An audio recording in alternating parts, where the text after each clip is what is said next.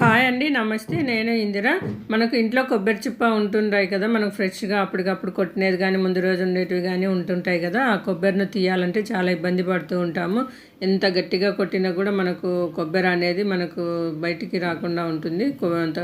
ఇప్పుడైతే నేను చూపించే ఈ టిప్పు మీకు అందరికీ బాగా యూజ్ అవుతుందండి. ఈ టిప్పును మీరు కూడా యూజ్ చేసి చూడండి.